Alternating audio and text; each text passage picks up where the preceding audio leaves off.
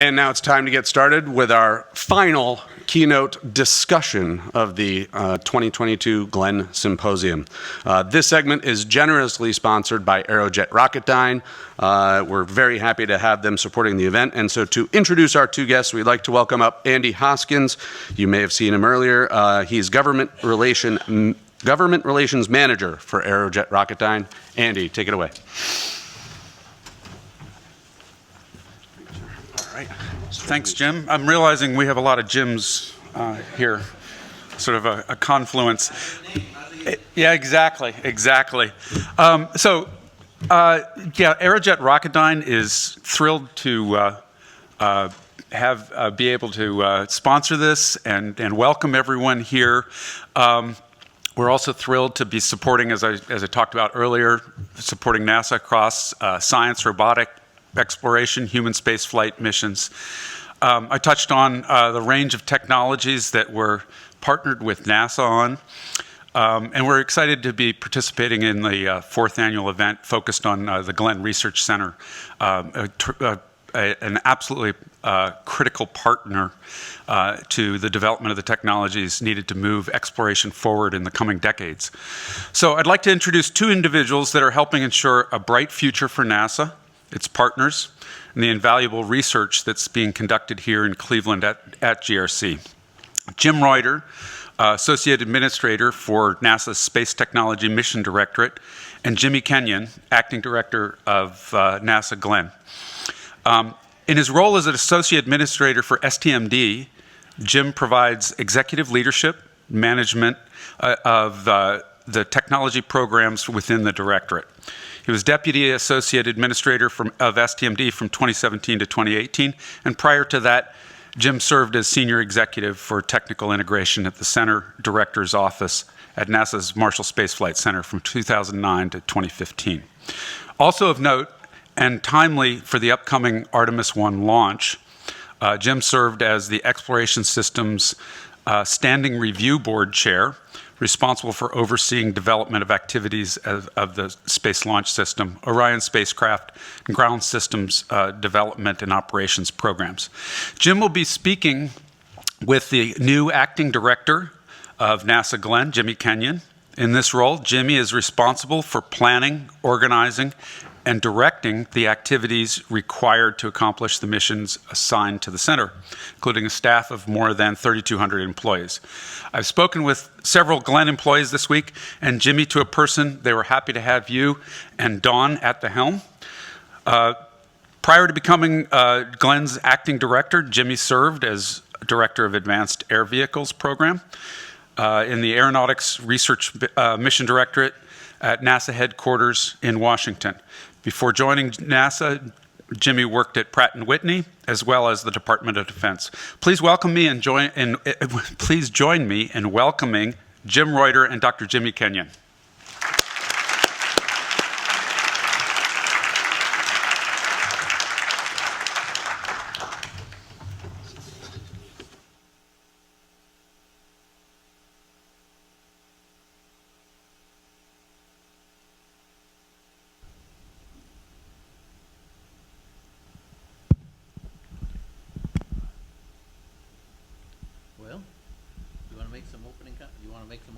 First? Oops. Is it? Yeah. Do you want to make some opening remarks? Well, why don't you start us off? Okay, I will. We're making this up as we go. Yeah, I thought you'd never ask.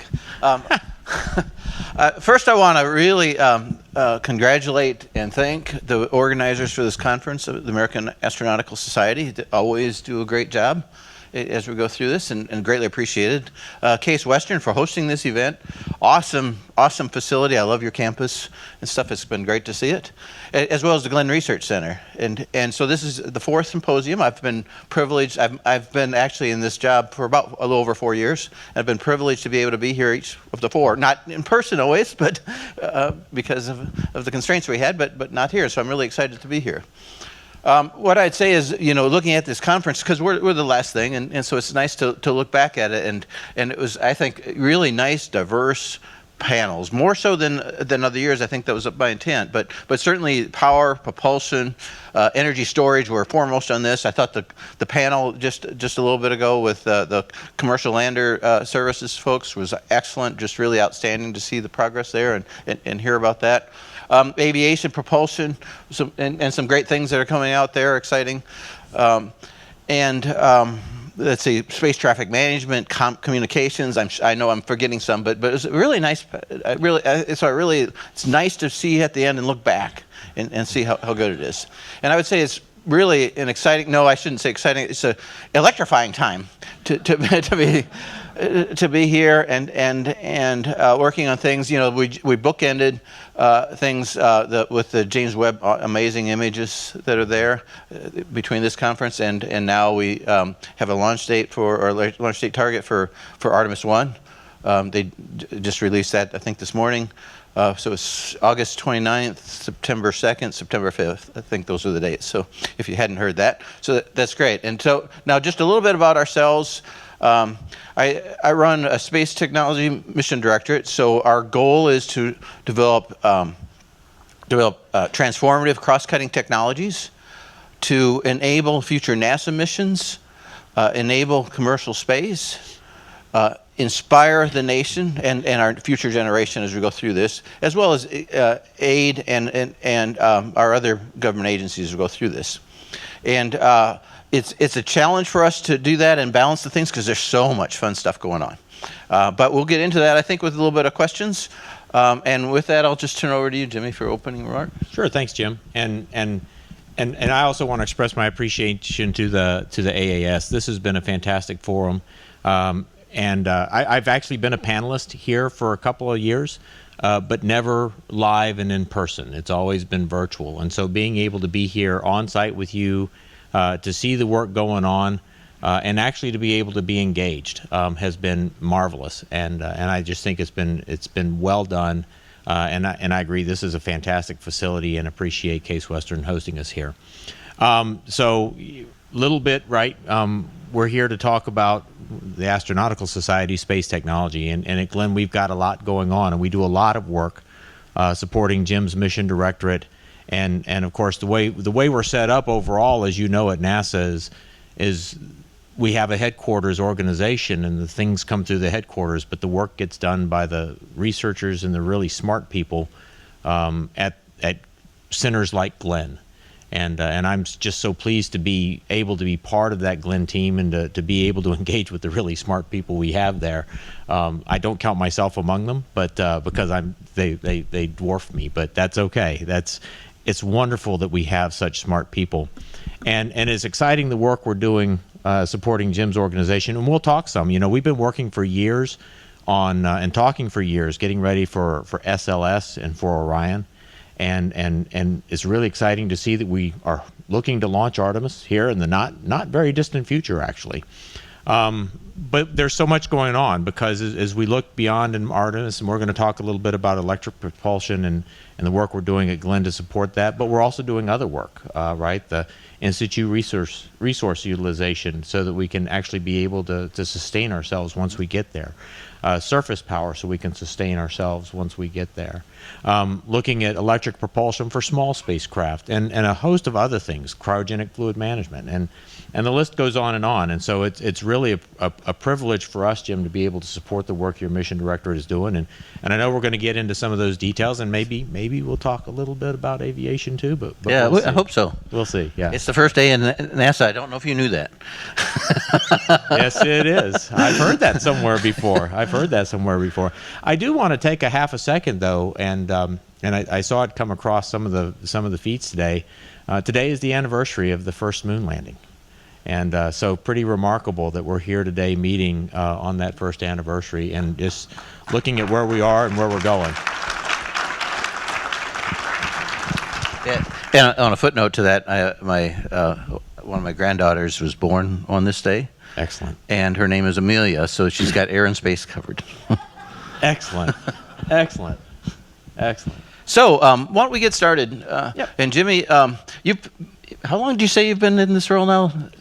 Oh, depending on how you do the math, a little over a month. A month? Oh, that's you're an expert now, then, right? Perfect. So, if you've had a month to look at things, you know, I know you certainly know this center from your so that the center's not new to you. But is there something that's really surprised you? You mean besides traffic? Besides, or the lack of traffic, right? Yeah, coming from DC. Man, I love the traffic here. I got to tell you. So there are a few things. And I guess more than being surprised, there are the things that you think of kind of theoretically, but when you're here, it really hits you how real it is. And one of those is really, so one thing that just struck me is the cadence of the work. Just the cadence and the pace and the how busy and how much is going on. I knew this at headquarters as a program director. I'm watching my milestones get done, right? I'm watching it happen. But when you're actually here, because of COVID, we weren't able to be here on site and actually see it. But now that we're here on site, and now it's not just the work that's in aeronautics, but also the work going on at space, just the tremendous amount of work that's going on at Glenn. It's incredible and it's exciting. Another thing is the amount of revitalization. The MIC opened a couple of years ago, the Mission Integration Center, but we just did the ribbon cutting on the new research support building. And later on this year, we're going to be opening another new building, the Advanced Communications Facility. And put that on top of a lot of labs that we've been revitalizing. Some of them we've been kind of remaking into new capabilities. It really is impressive, the amount of revitalization that's going on at Glenn. And a lot of times we talk about how old our infrastructure is and all the maintenance and the things that because we're engineers, we like to talk about problems. But sometimes we lose track of what's being accomplished and what's been accomplished, and there's quite a bit going on. So that's been really exciting. And the one other thing is just the partnership with the community. We heard it. We've heard about the alignment in Ohio amongst the community and the state leadership, but to actually be here and to experience it and to feel that and to see how that's impacting the center is something else that's been really exciting to see live and in person. Okay, great. And I'll put you on the spot now for something that's kind of a drill down on the space side. So you've had a month. And I'd say, you know, there's so many things, and they've been repeated here a lot. You know, there's been common themes here on both on the power and propulsion side, and certainly those are really key areas where, in fact, I consider. Well, I was going to say this later, but maybe I'll say it twice. But Glenn is personified space electric propulsion. I think of those two terms almost together. So could you, and then on top of that also nuclear power and fission power and systems, which as we've heard is a real critical technology as we expand and broaden ourselves from the first exploration of the moon. So can you talk about those areas and a little bit more about, you know, kind of reflect on the history and where we're going? Absolutely, and it's really interesting to me because, you know, I'm an aero guy, right, and I'm learning about this, and it's really easy for me to watch things taken off from the Cape, but that's not what we do here at Glenn. But because once you get into space, now what? You still got to be able to move, and you got to be able to keep yourself going, and that's really what Glenn's bread and butter is, and it goes all the way back to 1964 with the Space Electric Rocket Technology demonstration, the CERT-1, right? That's how far back the history goes, and since then we have just continued to advance the state of the art. What was it? There was I'm trying to remember the name of the mission, but with the ion thrusters, and then we launched Dawn. More recently, we've got DART, and it's flying now, the asteroid redirect mission. Mm-hmm. And landing's coming up. The impact is coming up pretty soon. Yeah, I'm not sure what the date is on that, but it's in September. Yeah. It's 26. There you go. Thank you. There's going to be an expert in the room here somewhere who knows that. I'm sure of that. 7:10 p.m. Eastern Daylight Time. I was going to say which time zone. Which time zone? It's always 7:10 somewhere. But what that really gives us is that gives us an outstanding historical and technical basis for the work that we're doing today to support Artemis and particularly the propulsion and power element that's going to be up there with Gateway. So right now where we are is we're working on the thrusters. that will support the propulsion and power element. We've done a couple of recent tests, both at the 6 kilowatt level, the 12 kilowatt level, and that's giving us a lot of confidence in the technology. Got a lot more testing to do to make sure that it's mature and it's ready to go. But that's where we're headed with that, and our focus is very much on that. Now, of course, once we get there, now what, right? We're going to get to the moon. We're going to sustain a presence on the moon. We got to be able to make sure that we have power there on the moon, and that's where the fission surface power comes in. Of course, the challenge when you're up there is refueling is hard, right? So you have to have an energy source that's sustainable. Well, what's sustainable? Well, solar, and that's where the solar electric power with the propulsion and power element comes into play. Nuclear, okay, and that's where the fission surface power is. And so we demonstrated a 1 kilowatt capability with DOE back in 2018, and right now we're working with industry to try to look at scaling that up and scaling it up a lot to 40 kilowatts. But if we can make that work, I think we'll have something there that'll help us sustain that presence on the moon. Great. So, yeah. So, of course, we talked about propulsion and power, but there are also other technology gaps. If we want to have robust human missions going to the moon and eventually going to Mars. And see, I had to bring the questions up here because I'm not smart enough to remember things. But I'm just trying to do without them. so what?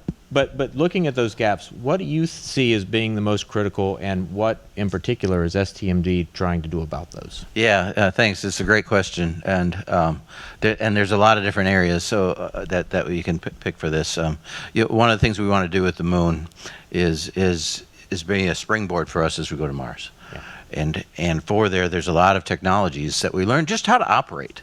And that the moon being only 3 days away as opposed to 6 months or more, we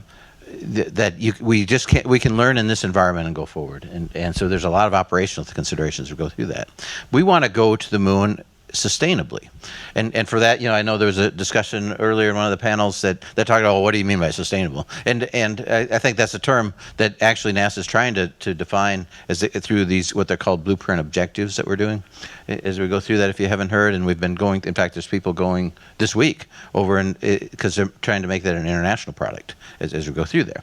And for us, we have what we call a strategic technology framework that we have developed outcomes that we're trying to see, which are kind of objectives, and they're very tied closely to these objectives. So going through that is what we're trying to do to get there. And in fact, to put a plug in, we have these 4 major thrust areas, 2 of which we've kind of had, and we're having a review by the community through the open forum. A couple more. We've had 2 of them already, and on simplistic terms, we have a space transportation thrust, an entry, descent, and landing thrust, go and land. We have a sustainable presence, live, and we have transformative missions and discoveries, which we call explore. So our strategy is go, land, live, explore.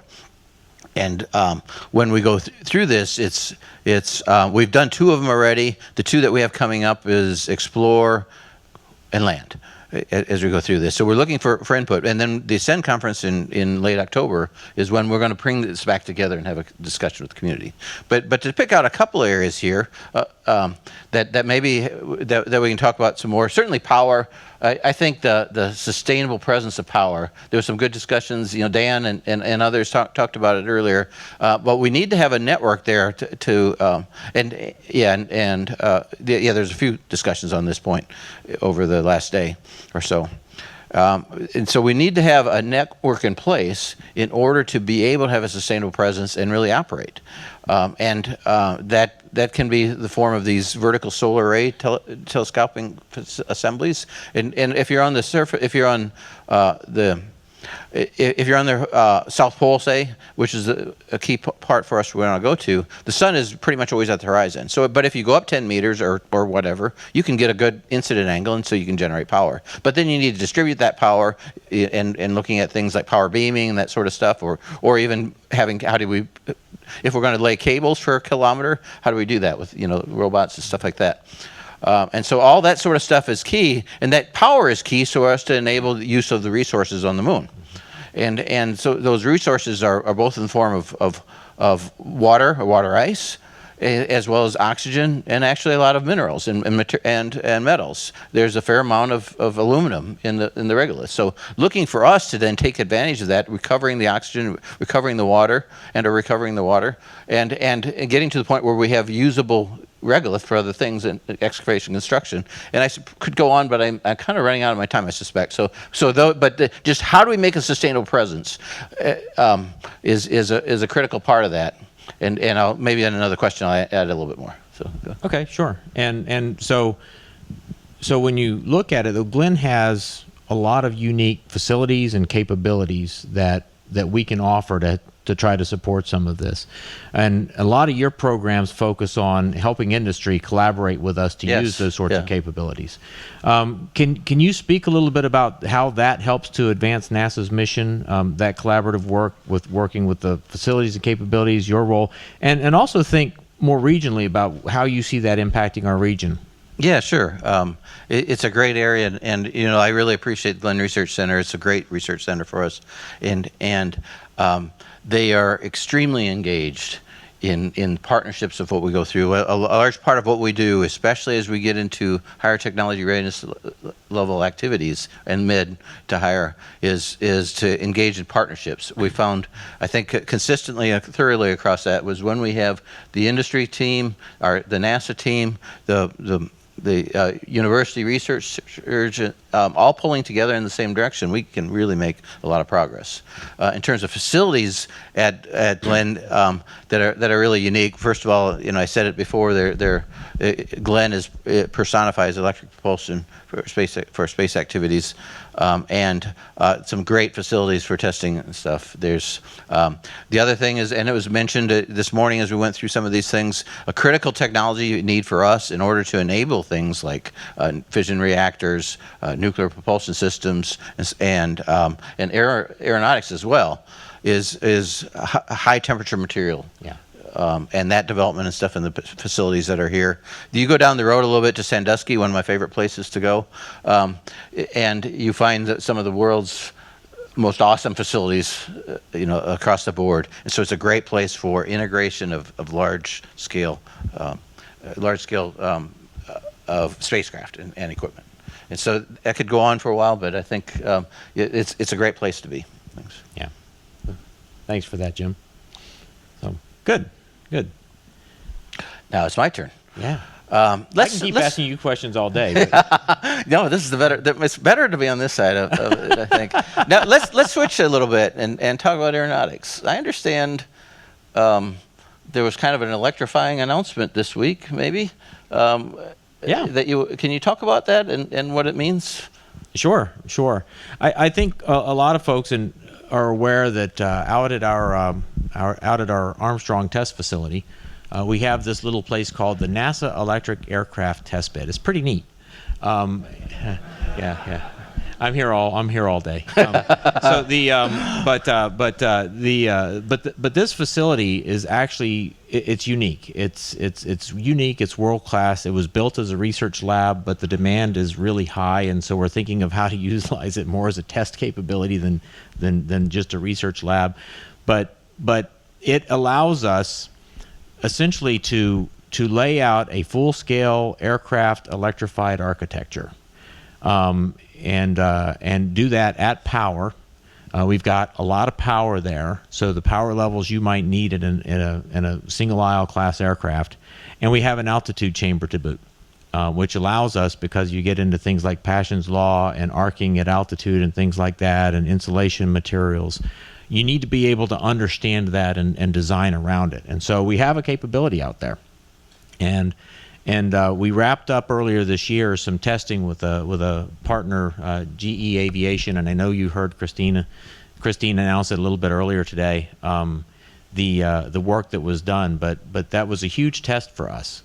Basically, we took a couple of megawatt class electrified powertrain, emulating a full-scale propulsion system for a single-aisle aircraft, and we demonstrated it at 45,000 foot altitude conditions, end-to-end demonstration. And we did that for both the left engine and the right engine, so a series of tests looking at the components and the powertrain, the control systems, everything else that goes into that. So the implications for us, well, first off, it reduces risk for us to get electrified propulsion to flight. And this is a risk reduction activity that feeds our electrified powertrain flight demonstration project, which is going to work with a couple of industry partners to take electrified powertrains megawatt class to flight. But it also opens the door and paves the way that says, yes, some of this stuff we've been thinking about and working on actually is achievable and allows us to refine our tools and our capabilities so that we can continue to work on what the next technologies are, working with multiple partners. We've got partners with Ohio State. We've got partners with other industry partners that will keep taking this technology forward and allow us to do more and more with it. Because right now for aviation, it's all about sustainability.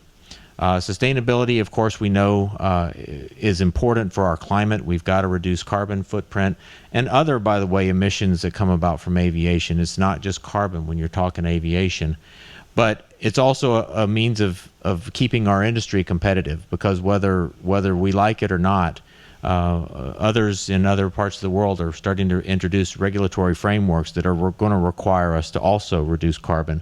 And our industry needs to be able to compete in that environment, including electrification. And so this work is incredibly important because it sets the stage. It really is sort of the marker on the table that says, hey, this is real and we're moving forward. Okay, great. Thank you. That's exciting. Yeah, it really is. Let's talk about workforce a little bit. Yeah. It's one thing that I think it's not an elephant in the room. It's right on top of us. It's a very competitive market right now for the skilled workforce. And we all know we don't accomplish any of these things with the first thing not being on our workforce. Can you talk about the things Glenn's trying to do to retain and help train that workforce for tomorrow? Yeah, thanks, Jim. Because I agree that's the most important thing that you and I, as leaders and our leaders in the room, can do is worry about our workforce. Because I told you about the smart people we have at Glenn that I am humbled and honored to be working with. Well, we need them, and we need more, because none of this gets done without those really smart people. And so, things we're doing at Glenn. Well, this is part of it. We're here at Case Western, and not just for today, but Case Western is one of our universities, local universities. And so STEM outreach, working with local universities, working in partners with universities in the area to make sure that we're engaged, we're engaging students, we're engaging faculty. Sometimes we have research that we do collaboratively with the universities as well.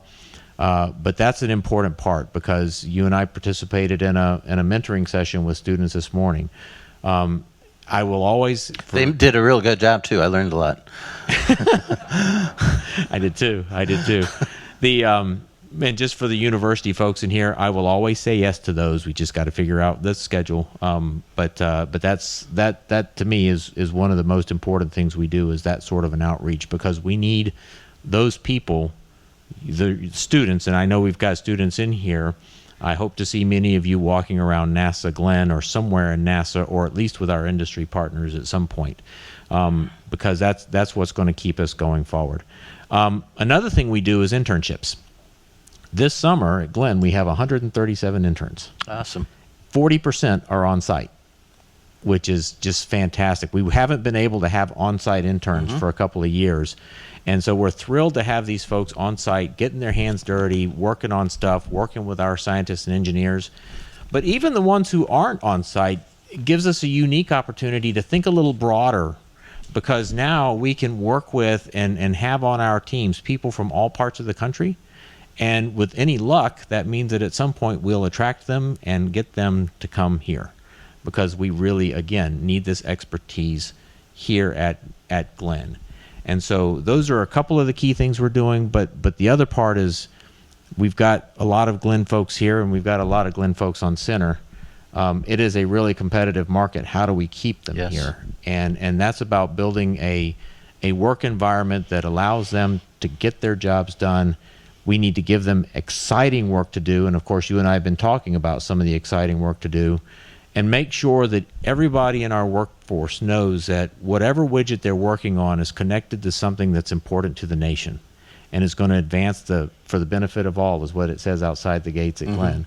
And making sure that everyone understands how their work contributes and how their work is making an impact really has a lot to do with how fulfilled they are. And people who are fulfilled going to work and coming back are going to keep coming to work. And that is something that NASA can do that nobody else can do because of how amazing the missions are and the things that NASA does. And I'm you could tell I get excited about this stuff. So Yeah, I do too. But that's what we're working on. 10 years in a row now, best place to work in the government. That's right. This last week they announced that for the 10th year in a row we were identified as the number one place to work in the federal government or in the government.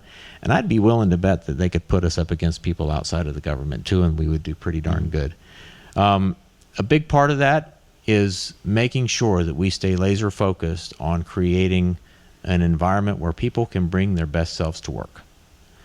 Diversity, equity, inclusion, accessibility. People need to be able to bring their best selves to work every day because we need that breadth of ideas, and we need to make sure that everybody is comfortable expressing their ideas and bringing that to the table. And so again, that's something that we focus on at Glenn. That's something I'm personally focused on. In a longer conversation, I can share with anybody anything about why I feel it's so important. But it's really a part of who we are as NASA, and I think that our ability to do that is one of the biggest reasons why we're number one. Yeah. So, but of course, we're here at the college. We're talking about STEM, Jim. We have the local connection, but how can universities here in Northeast Ohio, like Case Western, get more involved with STMD? Yeah, thank you. Thank you, Jimmy. And it's a critical part of the activities we do as part of space technology development is to work with universities and take on get the entire innovativeness into what we're trying to do, and really across the country. So we have a research grant program that has 5 levels to it as we go through it. The first level is what we call the NST Grow. It's graduate students, graduate research opportunities, NASA Space Technology Graduate Research. So NST grows. Of course, what we're trying to do is grow our next crop of a great workforce. And we have a recipient right here in front. And but it is a graduate research for up to 2 to 4 years, typically type things. And it's we don't pick a topic, but we look for the best people as we go through in their proposal. And that next year of that is coming up fairly soon. So as an announcement. Then we have early career faculty. And also that's something that here at Case Western has participated in that before. So the idea is it's focused on early career faculty only for things, and they're topics typically that we select that go through it. So you got to go look at it. Then the next level is kind of what we call early stage innovations, where it's the postdoc. I mean, it's the people that are now tenured, working with industry as we go through it. And again, we pick the topics. And then we have recently, now it's been a couple of years, have a project that's focused on demonstration of technologies on the moon from the university research community. And so that we call LUSTR, Lunar Space something or other. I'm sure it all works. LUSTR, Lunar Space Technology Research.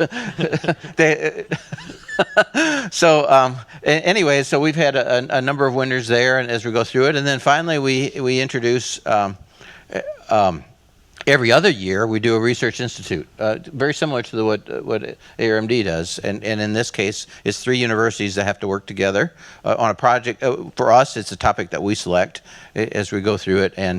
But there's got to be at least 3 universities that have a major stake in this. In fact, earlier when they talked about electric propulsion, they mentioned the research institute that we recently formed there, and go through that and with heavy encouragement to look for the minority service institutes, and so we always have that as part of the activities as well. So that program is there as we're going through it. The other thing we have is our technology transfer kind of can sound like it's a rote thing with numbers. How many licenses did you lease and stuff release and or sign? how much software did you release, that sort of stuff. But also we view technology transfer as an economic development opportunity. And we have a number of programs that make up us looking towards how do we utilize NASA's technology to help grow the workforce and enable working with venture capitalists in many cases, to enable entrepreneurship. One of these programs, they're each called tech transfer. We call everything we do T2. So we have a T2U, part of a T2UX. The T2U is for universities. And so what we do there, we've got 26 now active universities in this program, is to what we do there is take NASA technologies and have case studies. So it's often with the business side of things as well as engineering, and develop case studies for these things of how it could be turned into a technology. And we go in with NASA experts to help and so on as they go through it. And we've had a few companies spawned out of this already. So one of the things we're looking at, we have 26 of these universities across the country, 4 of which are in Ohio now. And we're looking really hard. We've been having discussions to make Case Western on that list as well. So it's a critical part of what we do, and we have some really exciting ways I think to help it. Yeah, that's really exciting. That's a huge opportunity for universities to engage across really a broad spectrum of things. So excellent. So, but while we're on the topic of STEM, though, one of the more interesting things I've seen is the first woman graphic novel. Right. So what kind of reaction have you seen, and how has that contributed now to bringing in a more diverse candidate pool and eventually diverse employee pool? Thank you. What I'd say is when we've been, you self-assess yourself as you're going through this, and over the last couple of years we've said, well, we're reaching universities and graduate students, that sort of stuff, undergrads. We're not reaching, as Chris Brown was here talking this morning, she did a great job.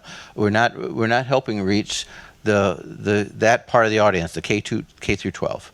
And so one of the things we decided to do was, in the spirit of working, as part of Artemis, us being part of the Artemis community, is we developed a interactive graphic novel. And there's a printed version. We can make a printed version as well as online. And it tells a story about the first woman on Artemis and the first person of color on Artemis. And so the idea is Callie Rodriguez is the main character, and through her she's on first woman, but there's a look back on what it took her to get there, and it's a really nice story as we go through this. In fact, what we get a lot is she looks just like me, and they can see themselves in that role.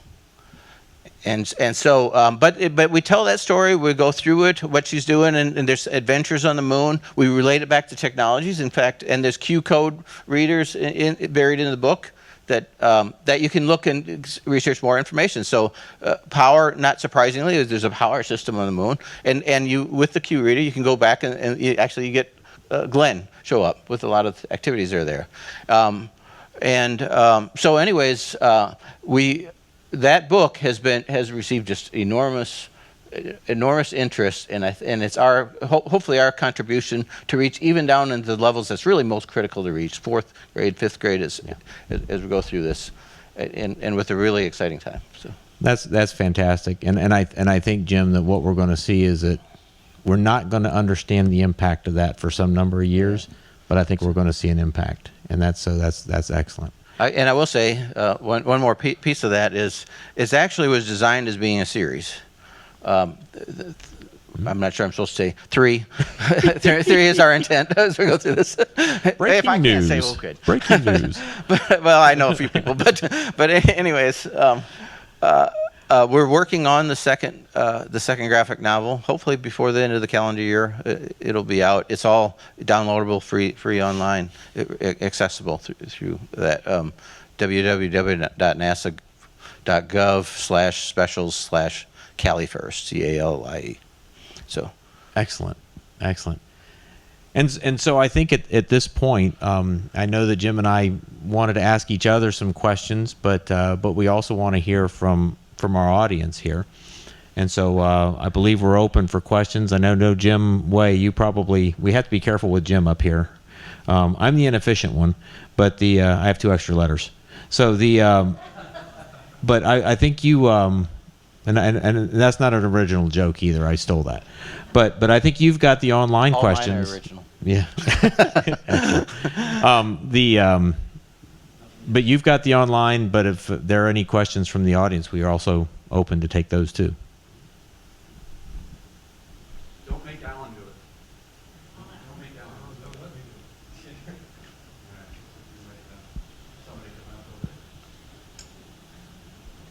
Now we get to ask them questions, right? That's the plan, right? All right, is this on? Can you guys hear me? Okay. Yep. Hi, I'm Lauren Steigerwald. I am in the Office of Procurement, and like you, I am a month and change into my new role at NASA. So I'm surprised I didn't see you at orientation. May have started around the same time. Thank you. My question actually is, we've learned a lot this week. I, for one, have learned a lot of new acronyms, but we learned a lot about the uncertainty and the difficulties that we're facing, but also about the pace with which we're working at. So how does the Office of Procurement and Contracting in general evolve and adapt to support that pace, but also those uncertainties? You want that one or you want me to do that one? Either way, it's fine. I'll take a first cut, and you can Okay. you can follow up.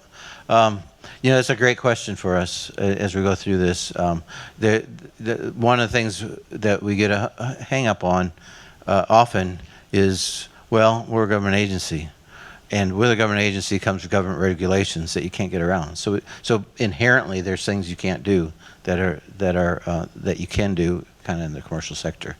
But we do have other transaction authorities. We do have other ways of getting things in place. We do have the ability to learn as we go. Like on our calls for announcement of collaborative opportunities or some of our things, we have a Space Act agreement that's between a center and a proposer. And in that, if they can come in on the spot with a Space Act agreement that's signed, then it becomes very straightforward for us. We look for, there's a lot of small businesses that I talked about. We look for opportunities there we've been growing our phase. There's phase 1s for early 6 months, and there's phase 2s, and then there's post phase 2 things that are starting to get into decent money. It's $3 million and $3 million matching, or up to $5 million in another case. So we can get a lot done, and if you use that, these post phase 2s can be very quickly done, as well as the opportunity that if somebody owns that technology as a small business, then we can have a phase 3 with them, and those things turn around fast. So we have to look for ways to streamline our system without killing our workforce as we go through this. But there are some opportunities out there, just recognizing we can't do everything. And just to pile on a little bit, in my mind, I would say the biggest thing is mission always. Think about what are we trying to accomplish, and that sometimes requires, and of course we're all busy, but we never communicate enough with each other. But communicating with your stakeholder, the program or program office typically, or whoever is working to try to do the procurement, what are you really trying to do? And then you, being the procurement expert, can help them understand, and what's the best way to get that done. And sometimes when we try to mismatch procurement mechanisms or with what we're trying to do, that's where we get kind of messed up. And a lot of times it's because we didn't have that upfront conversation. Well, what are you really trying to do, and what's the best way to get it done? At NASA, and especially at Glenn as a research center, we do research. And there's nothing clean, and there's nothing easy, and there's nothing that is pro forma about anything we do in procurement because of that. But that requires having that understanding of the mission and the flexibility and the ability to look at that and think through, and how do we use that then to accomplish the mission. Mission first, and then how do you get it done? And it's not always easy. It's not always going to be easy, but to the extent we talk, we can work through problems better. I hope that helps. Yes, thank you. And welcome.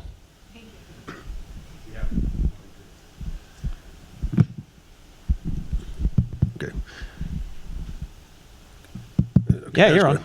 Hello, my name is Jeff Addison, president of Technovate. We're a software company down in the Dayton area. It's a great conference. Thank you for being here. One thing I've was reinforced by this conference that going back to the moon and to Mars beyond will be a team effort.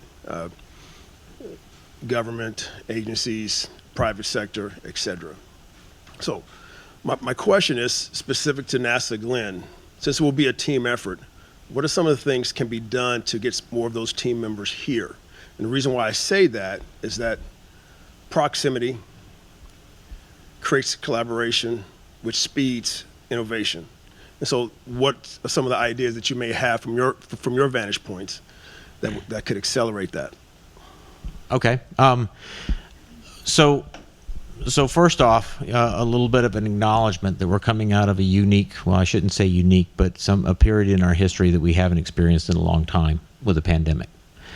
And I have personally felt the pain of being separated from people and liking to engage personally and directly. And I know we've all personally felt that. I say I've personally felt it because it's personal to me, but I think it's personal to every one of us. And that's one unique thing we all share together. And so that has, I think, sort of limited recently our ability to do these sorts of things. But a couple of things. First off, obviously, reaching out, engaging, talking to the people that you know, and I know you've met people here. That's the first way to do it, is to make that connection. And then, hey, I'd like to talk about, and then in doing that, get here, right? We don't have currently restrictions on travel. So we can go and be there too if there's a need for us to be there. If you've got a test that you want to show us what's going on, people can travel to go see that. I think that just that reaching out, the biggest thing that I will tell you is, again, you heard about all the work that's going on. Everybody's busy. So you can't assume that connection will happen. You have to reach out and be very deliberate about making it happen. And that's something that I think both NASA as a government agency, but also our community partners and industry partners can do too. We have to, and we have to be open, and when the phone rings, you got to answer it. But that's something that we can all do a little bit better. I know we've talked internally about, I think we do a pretty good job about advertising some of our opportunities, but no matter how good we are, we know we can do better. And so that's something that we're going to keep looking at.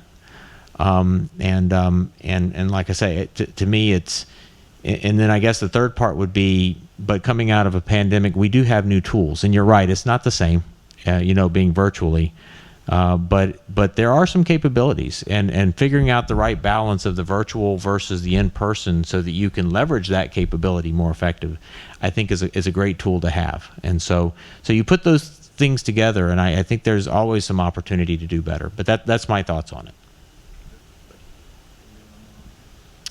Yeah, thank you very much for the talk. Really interesting. I got a question about, we talked about motivating and retaining young people and gaining them. One of the big frustrations that I've seen over my career, I spent 20 years in NASA, civil servant, and as a contractor subsequently. But our processes really are not where they need to be. I mean, everything from configuration management to risk management to requirements management, how you do task orders, how you test. Just one example is kind of a cautionary tale. I recently did a deep dive into a major NASA program. It'll remain nameless, but they use 14 different systems to do configuration management for one program. Some were legacy, some were new, some were for this part, some were for that part. And you talk to the people trying to do it, and they're paddling like crazy, and they're making it work. But it really is a long-term chronic inflammation, if you will. So as leaders, I think we really need to look at how do we make it easier for our people, our smart people, as you so rightly pointed out, make it easier for them to do what they do best and enjoy what they're doing and not get upset or frustrated, or go to a commercial company that doesn't have all this baggage. So some of the baggage is regulatory, I got it. but so much of it is self-inflicted bureaucracy that's built up and built up and built up over our careers. Yeah. So I think as leaders, we really need to push that. And I'd like to hear your comments on those. Yeah, I certainly agree with you. Is every dollar we spend, every hour we spend doing something that's inefficient because of the processes there is taking tenfold or more time away from other people to really get to the point of accomplishing what we're trying to do. You're right. We get to, just by the nature of what we do, we often get to the point where there's overlapping systems and stuff. It's an area that is high interest and high focus right now for the agency as we go through new tools, but that also requires new funding along the way. So it's a challenge, but it's one that's very actively being talked. And I'll say this is a small plug, but what we have tried to do also ourselves is we want to get the workforce thinking differently as we go through this, because part of it is, well, this is what we've always done. So you want to break that mold somehow. And so we have an early career initiative that we do that are led by early career folks. They developed a proposal. They develop a partnership with someone else, and we give them 2 years for a project. And in that, one of the requirements are the proposal itself has to be a video and a white paper. But one of the requirements are you have to use innovative program management techniques and stuff. You cannot use the things that we were doing that, and so we get a lot out of that. And then for us, we're not a huge mission directorate, but if each one of these things we do, and we do about 5 a year, or something like 5 new ones every year, or something. We go through this, and each one of those has multiple people that are early career for it. And with this, we're trying to help develop a mindset for that. Yeah, and so, I had a boss when I worked at DoD, wicked smart, PhD, engineer, weapons systems technology. But if you asked him what he did for a living, he told you he was a bureaucrat.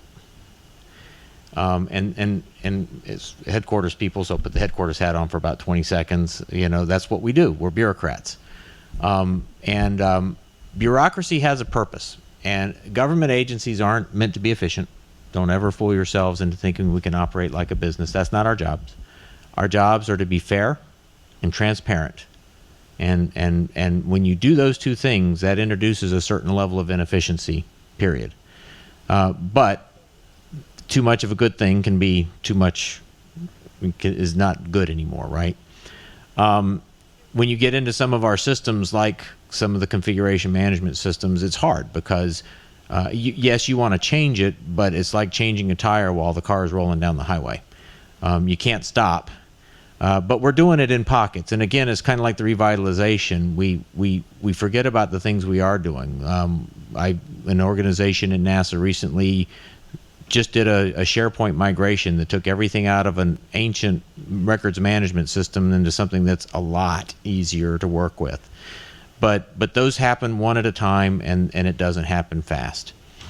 But I think to Jim's point, it really requires, there's no silver bullet, but it requires a mindset change and an openness to change, and it requires people willing to push on the system, because if you come in with something that says it's going to be better, more efficient, very few people will say no. And so, but obviously, you have to be careful, because if you do that 14 times, now you got 14 configuration management systems. And so there's a little bit of deliberateness you have to do too. But I know that one of the things that we've talked about at Glenn since I've come on board is looking at some of our processes and how we can streamline some of them. Some of it is driven by the government bureaucracy, and okay, that's the fairness and transparency that we have to do. And as a government agency, that's part of what we have to do. And then our job as leaders is to make sure that as we're doing this, we're doing it in such a way that allows our people to spend as much time as they can on the technical work. I will tell you, having spent some time in industry, especially our government contractors, we push just as much. Government agencies push just as much bureaucracy down on our government contractors, and they got it too. And we're in an aerospace business where lives depend on what we do, and so there's also a certain conservatism, we'll call it, that gets you into a lot of process. but there's always improvements we can be made. But I appreciate the comment. I appreciate the question. And there's always improvement that could be made, and I know that Jim and I are both looking always at how we can do that. Okay. Thank you very much. About a round of applause for Jim. Thanks, guys. That was awesome. Really appreciate it.